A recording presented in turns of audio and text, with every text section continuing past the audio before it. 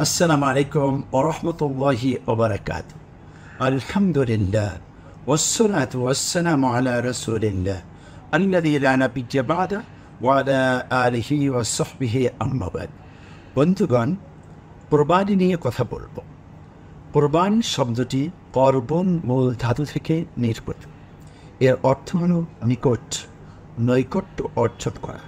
আসলে কুরবানির মাধ্যমে আল্লাহ সুবহানাহু ওয়া তাআলার নৈকট্য অর্জন করাই হলো আমাদের মূল উদ্দেশ্য।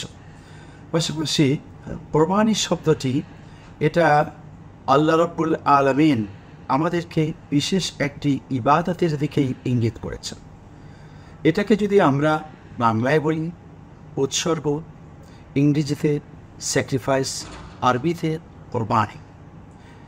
কোনটা সেই কোরবানি বা কী সেই কোরবানি এমন একটি প্রশ্ন করলে প্রশ্নটির জবাব হলো বিশেষ একটি দিবসে আল্লাহ সুবহানাহু ওয়া তাআলার জন্য সুনির্দিষ্ট জানোয়ারকে বিসমিল্লাহ আল্লাহু আকবার বলে উৎসর্গ করে দেওয়ার নামই হলো কোরবানি। এই ইবাদতটি আল্লাহ সুবহানাহু ওয়া তাআলার পক্ষ থেকে মুসলিম উম্মার জন্য একটি বিশেষ ইবাদত।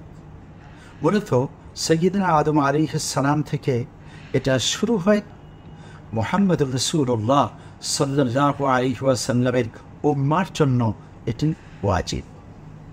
বিশেষত সাইয়্যিদনা ইব্রাহিম আলাইহিস সালামকে আল্লাহ রাব্বুল আলামিন স্বপ্নযোগে দেখিয়েছিলেন কুরবানির বিষয়ে, আর তাই তো তিনি কুরবানি করেছিলেন তার ছেলেকে।